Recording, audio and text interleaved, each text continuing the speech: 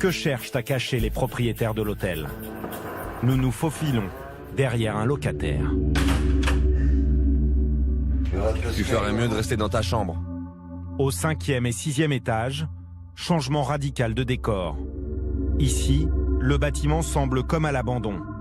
L'odeur est pestilentielle. C'est là que sont parqués les clients les plus pauvres, d'anciens SDF. Presque 200 au total. Hé, t'es qui, mec? J'en ai rien à foutre de toi. Dégage et ne reviens pas. Laisse tomber, ce mec il est taré. Sato, 72 ans, a quitté le Japon il y a 30 ans. Après des années dans la rue, il a atterri dans cet hôtel.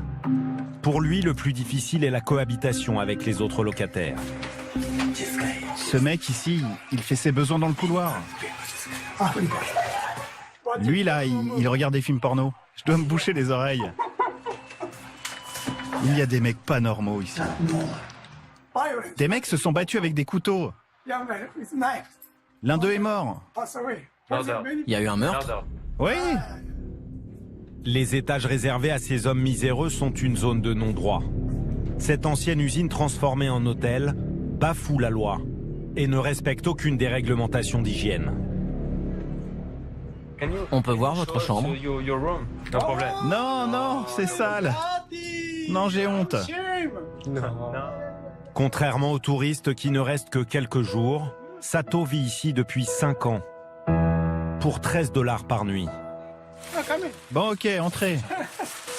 Oh, j'ai honte. C'est une chambre de fou. Toute sa vie est entassée dans ces 2 mètres carrés. Au moindre impayé, les locataires sont jetés dehors par les hommes de main des propriétaires, comme en attestent ces tags sur une des portes. Pour garder son logement, Sato récolte quelques dollars par jour en faisant les poubelles. Je fais comme tous les vieux mecs ici. Je cherche partout des canettes et des bouteilles. Le maximum. Pour une bouteille, je gagne 4 centimes. Et une canette, c'est 4 centimes aussi. Et je les ramène toutes à la consigne. En une journée, je peux me faire 20 $. En moyenne, il ne reste que 4 € par jour à Sato pour vivre. Malgré tout, il s'estime chanceux d'avoir un toit et de ne plus être persécuté par les policiers. Hey, salut les flics! Si on fait n'importe quoi, ils nous arrêtent. Moi, je suis honnête. Il y a 30 ans, Sato débarquait aux États-Unis des rêves plein la tête. Il espérait fonder une famille et vivre de sa passion, la peinture. Aujourd'hui, il se contente de survivre. Le rêve américain, il y a des gens qui réussissent. Moi, en arrivant, je peignais. Je voulais être un artiste. Mais je ne suis pas Léonard de Vinci. Il reste un seul espoir à Sato. Tenter de mettre suffisamment d'argent de côté pour partir rejoindre un jour sa famille, restée au Japon. De retour à l'hôtel, nous voulons demander au gérant comment il justifie ces 2 étages insalubres où se concentre la misère de la ville. Juste 2 questions.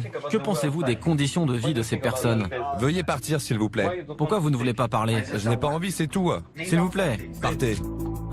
Ni le gérant, ni le propriétaire n'accepteront de répondre à nos questions. Quant au service d'inspection de la ville, il ne semble pas vouloir se saisir du dossier. Les autorités préfèrent fermer les yeux sur cet hôtel de la honte.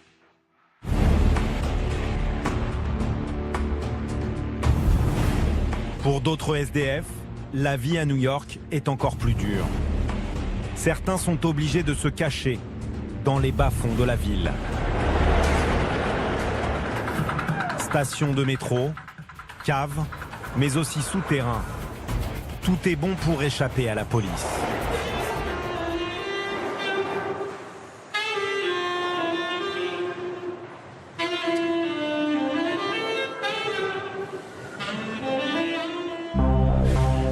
Steve est un explorateur urbain de 33 ans.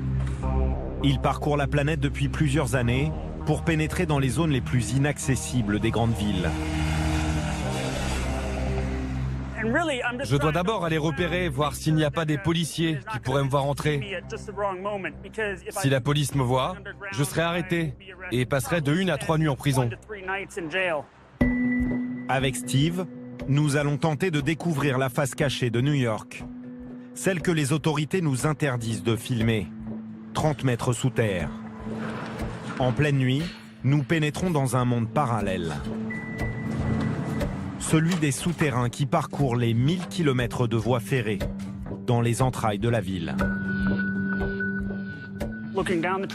Si jamais on voit quelqu'un au loin, on éteint les lumières et on se met sur le côté immédiatement. Chassés de la surface par les autorités, une centaine de sans-abri vivraient éparpillés au milieu des galeries, invisibles pour les New-Yorkais. Ici règne la loi du plus fort. Meurtre ou règlement de compte à l'arme blanche ne sont pas rares. Lors d'une de ses précédentes expéditions, Steve a fait une découverte qui lui a glacé le sang. Des gens meurent ici, et je le sais parce que j'ai déjà trouvé un corps. C'est ici que vivait José. C'est l'un des mecs que je connaissais le mieux. Il y a quelques années, des gens ont mis le feu à ses affaires. Malgré les risques, Steve descend dans ses souterrains tous les 6 mois environ. D'après lui, les sans-abri se font aujourd'hui plus discrets, cachés toujours plus profond dans les tunnels, dissimulés derrière des murets.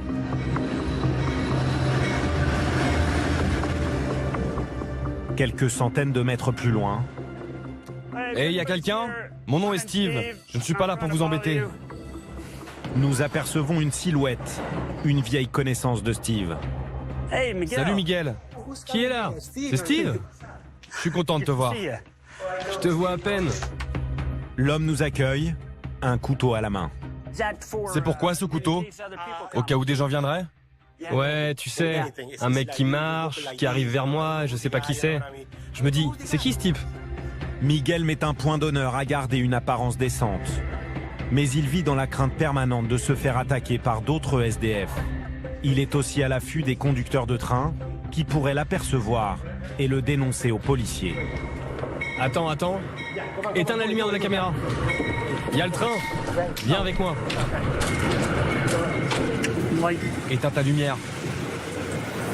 Le train fait trembler tout seul.